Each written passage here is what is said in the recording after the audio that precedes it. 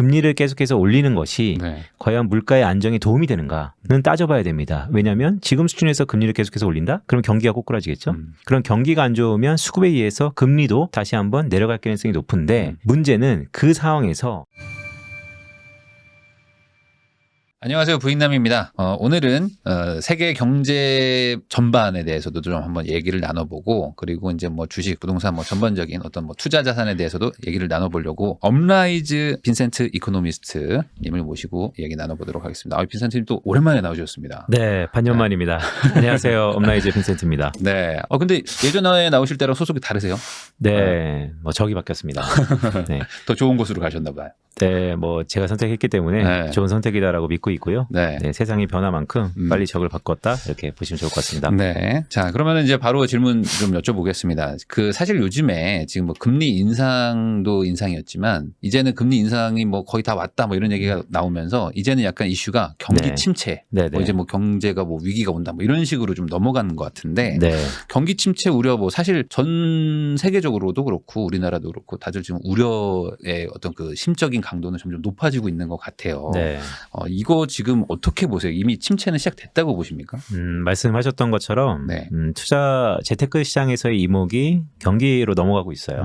경기로 넘어가다 보니까 경기가 좋았을 때 금리 인상이 아니고 네. 경기가 안 좋아지는 상황에서의 금리 특히 장기물 기준으로 하락하는 것들이 이런 전초전이 아닌가 이렇게 보고 있고요. 네.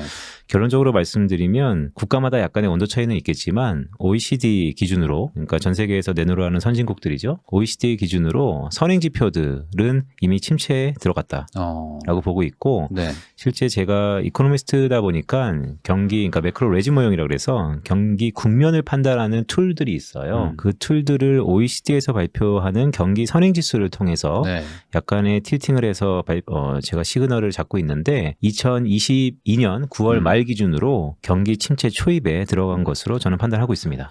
그러면 이게 경기 침체라는 게 네. 그러니까 이거 좀 정확하게 좀 설명해 주시면 좋을 것 같은 네. 게 성장은 하는데 네. 성장률이 낮아진다라고 네, 봐야 네. 되는 건가요? 네, 침체의 정의가 다양해요. 사실 미국이란 국가가 전 세계에서 가장 내놓으라는 통계를 갖고 있고 또 네. 그것의 정의가 글로벌 스탠다드이기 때문에 네. 미국을 중심으로 우리가 주로 들여다보는데 한 국가의 분기 경제 성장률 있잖아요. 네. 뭐 한 국가가 분기마다 2% 성장했다, 3% 성장했다. 그런 성장률이 두 분기 연속, 그러니까 한 6개월 정도, 네. 그러니까 1년은 놓고 보면 한 반년 정도 네. 역성장, 그러니까 성장하지 못하고 오히려 네. 뒷걸음질 쳤다라고 하면 네. 우리가 경기 침체 범주에 일단 들어가고요. 그런데 이런 GDP, 그러니까 경제 성장률이라는 것이 대외적인 변수로 인해서 가끔 이상하게도 직선장할 때가 있어요. 네. 그러니까 큰 경기 침체뿐만 아니고 다양한 변수로 인해서 뒷걸음질 칠 경우가 있기 때문에 네. 미국은 NBER이라고 해서 전미경제연구소인데요. 네. 거기서 경기 침체를 정의합니다. 그런데 이 GDP 그로스, 그러니까 분기 성장률이 역성장한다는 것을 포함해서 네. 한 6개 정도의 실물 지표를 통해서 이 지표들이 과거 통계에 비해서 어느 정도를 벗어나면 경기 침체로 정의를 하는데 네. 아직까지 정의를 안 하고 있습니다. 네. 하지만 이 정의가 가장 최근의 경기 침체는 코로나 때. 코로나 때. 네, 2020년 3월 때 이때를 경기 침체로 정의하고 있고 아직은 정의를 안 했기 때문에 부인님께서 모두에 말씀 주셨던 것처럼 금융시장에서는 어떤 지표를 아니면 어떤 재테크 자산 시장을 보면 경기 침체에 들어왔는데 공신력 있는 기관에서 경기 침체를 정의 안 하다 보니까 이견이 좀 분분한 상태이죠. 아직은 공식화는 안 됐지만 이제 네. 각자의 어떤 판단 근거 가지고 지금 네. 보는데 이제 빈센트님은 이미 시작은 됐다. 네. 네. 그러면 지금 경기 침체가 얼마나 좀 진행이 된 거고 네. 그리고 우리나라는 어느 정도까지 힘들어질 거라고 뭐 네. 예상을 하세요? 네, 매우 좀 중요한 질문인데요. 네. 왜냐하면 경기 침체 초입에 들어갔다라는 말씀을 드리면 네. 뒤따라오는 질문이 그러면 언제까지 갈 건데? 네. 어디까지 갈 건데? 그러니까 기간과 폭을 물어보세요. 네. 사실 기간과 폭을 지금은 초입 국면이기 때문에 다양한 변수를 깔고 봐야겠지만 네. 과거 경기 침체랑 지금이 조금은 다른 게 있습니다. 네. 특히 미국 기준으로 보면 미국은 소비 중심의 국가인데 소비를 뒷받침하는 것들이 여러 가지가 있죠. 소비는 소득의 함수이기 때문에 소득을 뒷받침하는 것은 월급, 즉 고용시장이 있을 수 있고 그 외에 뭐 현금이라든지 재테크 수단이 자산이 될 수 있어요. 근데 이런 것들이 과거 경기 침체보다는 상당히 버퍼가 우려가 있는 상황입니다. 그래서 경기 침체 가능성은 좀 높아졌는데 이전처럼 길거나 아니면 폭이 깊진 않을 거다라고 예상은 하고 있는 상황입니다. 그러면은 뭐 단기 반등을 할 수 있다 뭐 이런 식의 해석인 건가요? 아니면 이게 네네. L자로 가고 이런 건 아니다라고 보는 건가요? 일단은 초입 국면에 들어왔기 때문에 어느 기준선에 있으면 지금 내려왔어요. 네. 그래서 경기 침체에 빠졌습니다. 네. 근데 이게 언제 턴어라운드 할지는 아직은 잘 모르겠지만 과거 통계를 그러니까 과거가 앞으로도 반복된다는 가정을 깔고 봤을 때 네. 보통 한 12개월 정도가 지나면 실물 경제가 다시 정상 상태로 돌아왔어요. 그러면 제가 모두에 무슨 말씀을 드렸었냐면 2022년 9월 말 기준으로 경기 침체에 들어갔습니다라는 말씀을 드렸으니까 과거와 똑같다면 내년 9월 말 경에는 네. 아마 정상 상태로 다시 한번 돌아오지 않을까 이런 가정을 깔고 경제를 네. 보고 있습니다. 그 정도면은 이제 지금으로부터 한 10개월 정도 네. 뭐 남았다. 사실 뭐 1년 정도에 다시 네. 어쨌든 회복한다는 말씀이신 것 같은데. 근데 중요한 게 이거예요. 네. 예를 들어서 그럼 너무 길다. 네. 그럼 1년 동안 이제 너무나 지금도 체감적으로 힘든데 한 10개월 정도 왜냐하면 최근에 전세 가격 특히 부동산 네. 채널이니까 전세 가격이 주간 대비 1% 정도 빠지는 걸 보니까 엄청난 하락이잖아요. 이거 연율화시키면 60% 빠지는 네. 거거든요. 벌써 이런데 네. 그럼 이거 어마어마한 거 아니냐라고 할 수 있는데 아시는 것처럼 가격 변수는 이런 모든 심리를 먼저 선반영한다는 측면도 분명히 있어요. 네. 그래서 이 깊이와 이 골이 어디까지 갈지는 아직까지 예단하기 힘들지만 그래도 우리가 맨 마지막 골인 경기 침체의 그 마무리 시점은 적어도 저희 예상대로라면 일단은 한 1년 정도 그러니까 내년 한 9월 말쯤이 되지 않을까라고 보면서 일단 여러 가지 또 변수들이 어떻게 바뀌는지에 따라서 좀 말씀드리고 있는 상황이죠. 근데 이제 이 방송 보시는 분들 중에는 어떤 분들은 아니 그 너무 짧게 보는 거 아니냐. 네. 사실 뭐 지금 금리를 네. 뭐 계속 올리고 있고 네. 그리고 뭐 상단에서도 또 어느 정도 좀 유지를 할 거다. 막 이런 네. 얘기도 하고 네. 중반이 아니라 이제 시작이다. 네. 이제 앞으로 한 몇 년 간다라고 네. 말하는 분들도 있는데 네. 반대로 그렇게 좀 너무 짧게 보는 거 아니냐라는 네. 분들한테는 이게 네. 어떤 그 메커니즘을 생각하시는 건지.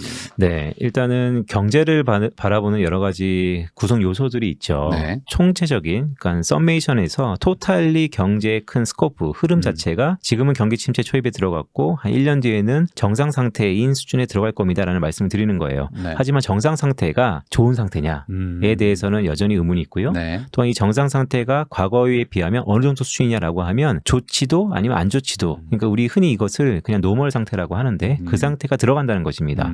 그 이후에 가서 주변의 상황에 따라서 아니면 내부적인 요인에 따라서 다시 한번 나빠질 수도 있고 아니면 계속해서 좋아질 수도 있어요. 네. 하지만 더 중요한 포인트는 뭐냐면 지금은 꼭지 찍고 내려오고 있는데 네. 그러니까 다운텀인데 이 다운텀이 끝자락에서 어느 정도 바닥을 다지고 올라가는 텀이 아마 한 내년 9월쯤이 아닐까라고 조심스럽게 말씀을 드리고 있는 상황이죠. 그러니까 내년 9월이 된다고 해서 침체되기 전으로 완전히 회복되는 이런 얘기가 아니고 네. 거기가 이제 약간 어찌 보면 저점을 이제 다지는 네. 때가 이제 23년 9월이다. 네, 일단 분수령이라는 말씀 드리고 싶고 저도 뭐 희망 섞인 얘기를 하자면 왜냐하면 전망은 항상 희망 회로를 가동해야 되니까요. 연말이니까 또 연말 연초엔 좀 희망적인 얘기죠. 네, 네. 그래서 그때쯤이면 좀 좋아질 가능성이 있다라는 말씀을 뭐 네. 드리고 싶고 다만 여전히 챌린지는 있어요. 왜냐하면 너무 짧지 않는가. 네. 그러면 저는 이렇게 말씀드리는 것이죠. 지금의 이 경기 침체의 원인이 무엇인가?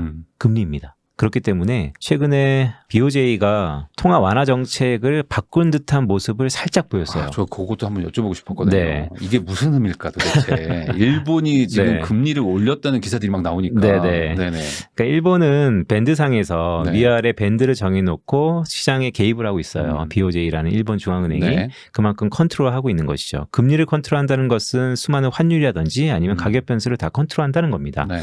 하지만 세상에 공짜는 없죠. 컨트롤하면서 들어가는 비용들은 다른 인플레이션이라든지 아니면 뭐 외환보유고라든지 상당 부분이 희석되고 있어요. 그런데 이제 목에 찼죠. 왜냐하면 올 한 해를 복귀해 봤을 때 가장 다이나믹하게 움직였던 가격 변수 중에 하나가 엔화입니다. 엔화가 상당 부분 약세가 됐거든요. 네. 달러 대비 엔화가 120엔에서 150엔으로 올라갔다는 것은 네. 엔화의 가치가 떨어진 거예요. 네. 그렇기 때문에 이 엔화의 가치가 떨어진다는 것은 일본에 다가오는 후폭풍은 또 여러 가지가 있습니다. 네. 왜냐하면 그 국가의 통화 가치가 싸졌으니까요.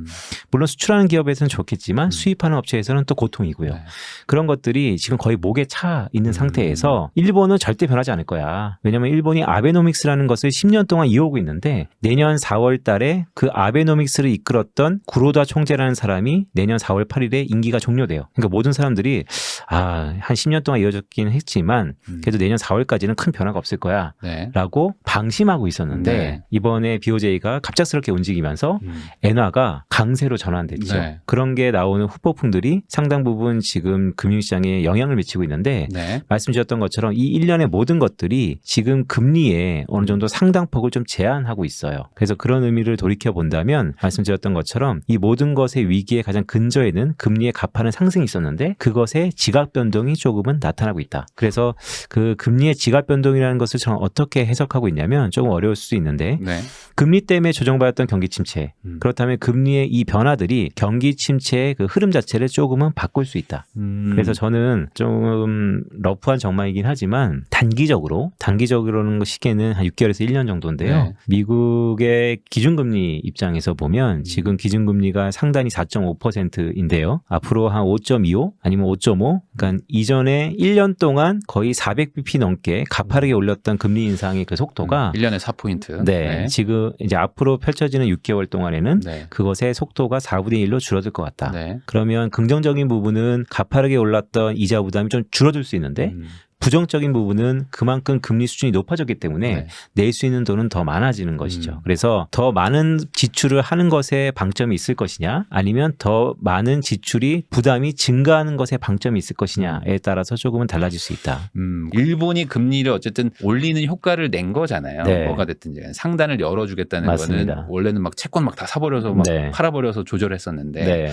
그 말은 일본의 어쨌든 부담이 느껴지면 네. 미국이 어쨌든 지금 금리를 막 끌고 가니까 네. 미국 입장에서는 일본이 저렇게 하니까 금리를 올리는 게 좀 부담스러워지는 네. 건가요? 아니면 네네. 반대로 해석해야 되는 건가요? 반대로 해석하는 게 맞는 것 같아요. 네. 물론 미국도 일본, 중국, 유럽의 눈치를 볼 겁니다. 네. 안 볼 수는 없죠. 물론 표면적으로는 안 본다 하지만 내부적으로는 다 볼 거예요. 하지만 일본 때문에 미국의 중앙은행인 연준이 정책을 바꾸는 것보단 네. 미국이 이렇게 바뀔 것 같으니까 미리 BOJ가 움직였다라고 해석하는 게 훨씬 더 적당할 것 같아요. 그러니까 미국이 어차피 올릴 거니까 네. 우리가 더 이상 계속 버틸 수는 없다. 목에 찼다. 네, 미국이 뭐 5% 주는데 우리가 0.25 뭐 이렇게는 할 수 없지 않냐. 네네. 우리도 조금은 더 올려야 되겠다. 네네. 라는 얘기로 보면 되겠네요. 네네. 그러면 결과적으로 뭐 일본의 어떤 그런 금리가 인상되면 우리나라한테는 어떻게 되는 겁니까? 이게 엔화가 강세가 되면 네. 수출하는 업체들한테는 뭐 상대적으로 좋은 건지 뭐 이런 것도 궁금하거든요. 네. 그러니까 환율은 이렇게 보셔야 돼요. 엔화가 움직이면 상대성이기 때문에 달러는 약한 겁니다.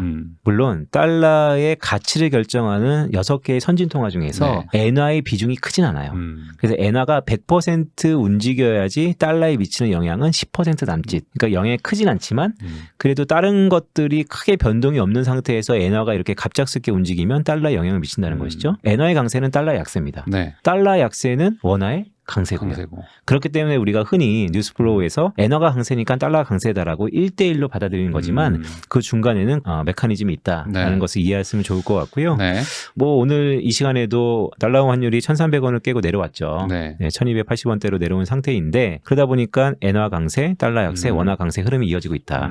자, 여기서 중요한 건 이제 앞으로의 전망인데요. 자, 그렇다면 갑작스럽게 약해졌던 엔화의 되돌림이 일부 있었습니다. 네. 반대로 얘기하면 너무나 가팔랐던 달러 강세가 일부 되돌림이 있었어요. 네. 그럼 이 되돌림이 지속될 것이냐?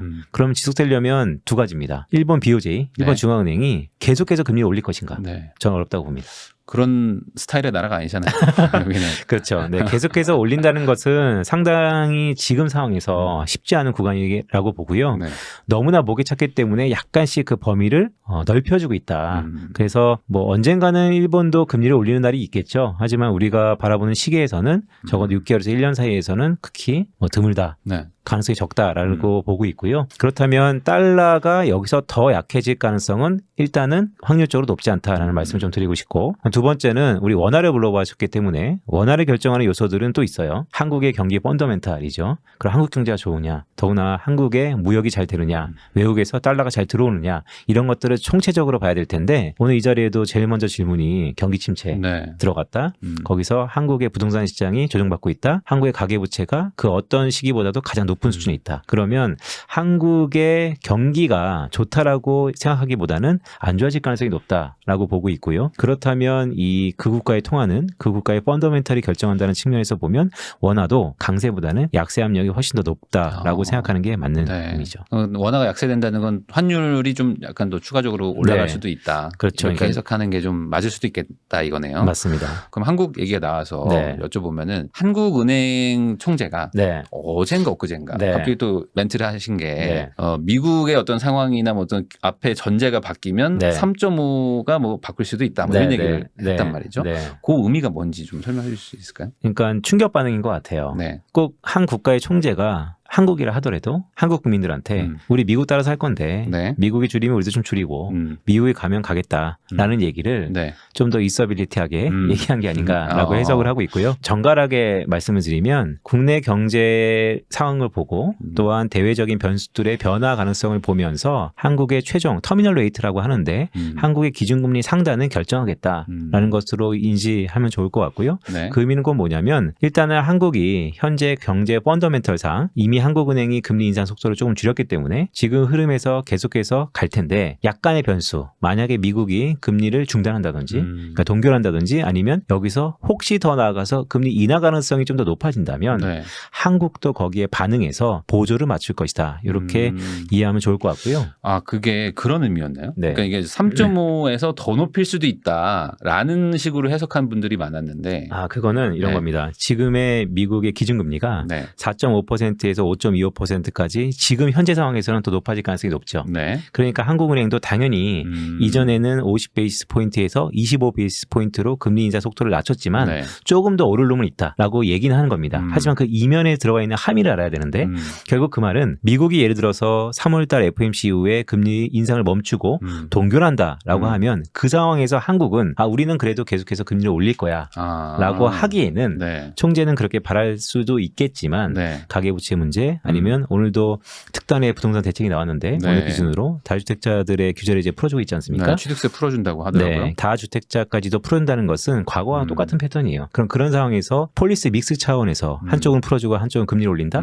그것도 현실적으로 어렵다라고 우리는 생각할 수 있는 것이죠. 그러니까 그 하는 총재 얘기에 막 그런 것도 있더라고요. 자산 시장 같은 것들도 네. 좀 약간 전체적으로 좀 고려하겠다라는 네, 게 아, 이게 더 올리겠다라고 해석하는 것보다는 네네. 조정할 수도 있겠다라는 거군요, 이게. 두 가지입니다. 첫 번째는 지금 금융시장은 미국의 금리 인하까지 베팅하고 있어요. 그럼 당연히 미국은 그렇고 한국을 봤을 때 한국도 금리 인하해야 되는 거 아닌가?에 대한 강력한 시그널들이 있는 겁니다. 그러면 한 국가의 경기 심리 아니면 금리의 기대 인플레이션을 컨트롤하는 입장에서 보면 어떤 멘트를 해야 되는가. 결국 미국 따라서 장기적으로 오를 가능성이 높지? 그럼 우리도 올릴 거야. 너무 낙관하지 마. 라고 얘기는 하는 것이죠. 하지만 그 이면에 우리 플레이어들이 전략적으로 해석하기에는 그거는 한국은행이 그렇게 하고 싶은 것이고 네. 과연 그렇게 할 수 있느냐에 따라서 전망과 전략이 좀 달라지는 것이죠. 그런데 이제 한국은행은 예를 들어 경기 침체와 물가 네. 인상 네네. 이 두 가지가 있다면 네네. 그래도 물가를 잡아야 되겠다라고 맞습니다. 하는 중앙은행일 텐데 네네. 경기 침체도 이제 예측이 되고 예견되는데 네. 마냥 이거 물가만 생각할 수는 없다라는 뭐 네. 그런 고민의 표현인가요? 이게? 그렇죠. 그러니까 중앙은행들의 통화 정책의 목적이 있죠. 네. 미국 연준은 듀얼 먼데이트라고 해서 고용시장 안정과 물가 안정. 한국은 물가 안정입니다. 그럼 현재 물가가 안정됐느냐? 네. 내년도에 전기료가 인상되면 또 상당 부분 상승폭이 네. 높거든요. 네. 그러니까 안정되지는 않았어요. 그러면 금리를 계속해서 올리는 것이 네. 과연 물가의 안정에 도움이 되는가는 따져봐야 됩니다. 왜냐하면 지금 수준에서 금리를 계속해서 올린다? 그럼 경기가 꼬꾸라지겠죠. 그럼 경기가 안 좋으면 수급에 의해서 금리도 다시 한번 내려갈 가능성이 높은데 문제는 그 상황에서 체감적으로 우리 실물 아니면 서민들이 느끼는 경기의 그 온도차는 엄청나게 둔화되고 아니면 강화될 거라는 것이죠. 안 좋은 쪽으로. 그런 의미에서 통화정책에 기대 인플레이션을 조금 조정하는 듯한 통제의 멘트가 있지 않았을까라고 생각하는 겁니다. 그러면은 한국 얘기를 계속 하고 있으니까 네네. 한국 물가는 그러면 좀 어떻게 좀 언제쯤 잡히는 거예요? 한국도 사실 물가 높잖아요. 네, 지금. 높죠. 네. 뭐 미국은 뭐 엄청 네. 높다고 하지만 네네. 한국도 낮은 편은 아닌데 결국 네. 이게 계속 대외 변수인가요, 이게? 한국은 관리 물가예요. 그러니까 한국도 통계 경제의 집계 방식이 미국과 동일하게 간다면 한국도 체감 물가, 이미 밥상 물가라고 하죠. 상당히 높은 수준이기 때문에 이것과 관리하는 물가는 조금 다르게 보여야 되는 건데요. 한국도 물가의 피크아웃은 나타날 겁니다. 하지만 그 피크아웃이 미국은 이미 시작됐고요. 한국도 이미 시작됐다라고 예견하기에는 조금 어려울 것 같아요. 왜냐하면 약간의 그 내려가는 폭이 좀 더딜 것 같고, 왜냐하면 원래 관리해서 올렸기 때문에 관리해서 내려오는 거다라고 보시면 좋을 것 같은데, 그런 의미에서 글로벌리 단기적으로 인플레이션의 피크아웃은 나왔다. 한국도 마찬가지. 하지만 이제부터는 그 내림폭은 조금 다를 것이다. 국가마다 다를 것이다. 저는 내림폭은, 그러니까 내려가는 속도는 이 전망이지만 미국이 가장 빠를 것 같습니다. 아, 미국이 네. 가장 빨리 오르기도 했지만 네. 그래도 이제 뭐 꺾임새가 확실히 먼저 네. 보였으니까. 네. 그럼 결국에 미국의 경기도 좀 이제 침체되면서 물가도 같이 내려가는 뭐 그런 거라고 봐야 될까요? 그래요. 정확해요. 그러니까 여태까지 물가가 뭐 때문에 올랐느냐를 통계를 보면 미국은 수요 때문에 경기가 좋아져서 물가가 올린 게 1년 동안 물가가 100이 올랐다면 한 50%가 수요 때문이에요. 그럼 반대로 얘기해서 미국의 경기가 빠르게 둔화되면 그 50%가 다 없어지는 거예요. 그래서 저는 미국의 물가가 빨리 내려온다는 거고, 유럽이나 한국은 공급 쪽의 영향이 한 40에서 50%였어요. 물론 수요도 있지만, 네. 그렇다면 이 공급적인 부분은 해결됐지만 그게 물가에 미치는 시차를 감안해 봤을 때 미국처럼 빨리 내려오진 않을 것이다. 이렇게 보는 것이죠. 그러니까 소비야 뭐 바로 그냥 안 하면 그만이지만 네. 공급이라는 거는 어쨌든 간에 뭐 물건이라고 쳤을 때 네. 반응이 즉각적으로 오는 건 아니니까 맞습니다. 약간의 시차가 있다. 네. 뭐 이건 뭐 아무도 모르겠지만 네. 미국이 어쨌든 지금 계속 금리를 올리면서 뭐 전 세계가 지금 다들 뭐 힘들어 하니까 미국 금리 인상이 뭐 멈추거나 네. 반대로 뭐 내려간다라는 네. 거는 언제 정도로 보세요? 이건 뭐 아무도 네네. 모르죠. 사실 파월도 네. 모르지만 네네. 그래도 뭐 예측을 해본다면 네. 현재 기준으로 네, 근거를 갖고 예측을 좀 말씀드리면 이것을 흔히 우리 주시장에서는 연준의 피보팅이라는 얘기를 해요. 흔히 농구 좋아하세요? 네. 네, 저도 농구 좋아하는데 농구가 센터가 방향 전환을 하는 것을 피보팅이라고 하잖아요. 그런데 좀 더 농구를 즐겨하시는 분들은 피벗을 잘하기 위해서는 뒤에 있는 수비수를 속이기 위해서 한 번에 페이크를 주죠. 네. 그래야지 더 빨리 피보팅이 스무스하게 됩니다. 저는 12월 FOMC가 이런 피보팅의 페이크 이걸 페이크라고 였다고 보고 보시는 있고요. 거군요. 왜냐하면 상당히 매파적이었거든요. 네. 결국 연준은 상반기에서는 금리 인상을 멈출 가능성이 좀 높아졌고요. 제가 봤을 때는 물론 점도표상에서도 상당 부분 나타나고 있고, 네. 문제는 3월 FOMC 이후에 금리 동결이 1년간 지속될 거냐 아니면 그게 정말로 낮아질 거냐가 네. 최대 관심사인 것 같아요. 네, 그러니까요. 네. 저는 2분기에는 미국의 피보팅 가능성도 충분히 열어두고 경기를 보자. 2분기도 그 가능성이 있다. 네, 왜냐하면 과거 통계라든지 아니 수많은 데이터, 왜냐하면 인플레이션이 내려온다 하더라도 상당 부분 높은 수준에서 유지될 거고, 왜냐하면 인플레이션의 상단을 떠받치는 것이 서비스 물가, 그 가운데 고용, 임금 이런 것들이 상당히 높거든요. 그래서 쉽사리 과거의 통계를 놓고 본다면 당연히 연준은 3월 FOMC에서의 기준금리 동결을 일단 멈추고 좌우 상황을 보는 게 맞아요. 시장 컨센서스도 그렇게 되고 있고요. 하지만 저는 거기서 약간의 도전장을 내버리고 싶은 게 항상 그렇게 예견대로 될 거냐. 미국의 경기 침체에 대한 흐름, 그 우려감들을 놓고 봤을 때 결국 듀얼 먼데이트를 한다고 연준이 내세우고 주장하겠지만 경기가 빠르게 식어가는 그 흐름 쪽에서는 금리 인하에 대해서도 상당 부분 신호를 알릴 것이다. 이미 시장 금리는 2분기 때는 금리 인하를 많이 반영할 거다라고 보고 있습니다. 그러면 그런 것들도 감안해서 하는 총재가 약간의 뭐 변동이 있을 수도 있다라고 얘기한 걸 수도 있겠다라고 그냥 저는 추측해 보겠습니다. 저는 그래서 아까 말씀드렸던 피버팅의 페이크, 그 페이크가 하는 총재님께서 하고 계시는 게 아닐까라고 생각을 하고 있습니다. 근데 그때 말을 엄청 세게 했거든요. 네. 절대 안 내린다. 뭐 네네. 계속 올린다. 네네. 뭐 그런 생각도 하지 마라. 이런 식의 어떤 네. 멘트가 좀 네. 그 파월 의장도 막 네. 했었는데 네네. 그게 오히려 좀 너무 네. 강하게 얘기한 것 자체가 네. 약간 한 번 페이크를 주는 거다. 저는 그렇게 보고 있고요. 네. 커뮤니케이션은 여러 가지 툴이 있죠. 근데 가장 무서운 것은 얘기하지 않고 하는 겁니다. 네, 기대 인플레이션을 네. 미리 사전적으로 경제 주체들이 어떤 멘트에 의해서 반응할 시간을 주지 않고 먼저 움직이는 게 가장 좋은 커뮤니케이션 중에 하나다라고 생각을 하고 있기 때문에 네. 페이크였다. 알겠습니다. 아주 긍정적으로 본다면 내년 네. 2분기에도 무언가 변화가 있을 수도 있겠다. 그런데 네, 말씀드렸던 것처럼 근데 여기서 원인을 알아셔야 네. 돼요. 자, 시장 금리가 금리 인상은 거의 다 반영을 했고 1분기쯤에서 눈치 보기 하다가 제 작은 식견에는 2분기에는 오히려 금리 인하 쪽에서도 상당 부분 포지션이라든지 반영을 할 것 같다. 자, 그럼 이렇게 생각하시는 거죠. 그럼 좋은 거네. 금리가 내려가니까. 그런데 그 원인이 무엇이냐? 침체. 네. 그게 약간의 딜레마입니다. 네. 그래서 보통 이제 주식하시는 입장에서는 상당히 하이리스크 하이리턴이고 또한 포지션이 빠르시잖아요. 그렇다면 이런 거죠. 침체가 먼저 반영할 거냐 아니면 금리 인하에 대해서 좀 더 반영할 거냐에 대해서 여전히 두 가지 가능성을 열어놓고 봐야지 지금 대부분 어느 한쪽은 닫아놨어요. 예를 들어서 인하는 없다. 그래서 금리 동결하면서 전략을 짜자라고 하기에는 올 한 해 겪어보셨지만 많은 시나리오와 많은 변수들이 있다. 그래서 그런 것들을 어느 정도 감안할 필요가 있다. 말씀을 드립니다. 네, 아직 뭐 속단하긴 이르다라고 네. 보면 될 것 같습니다.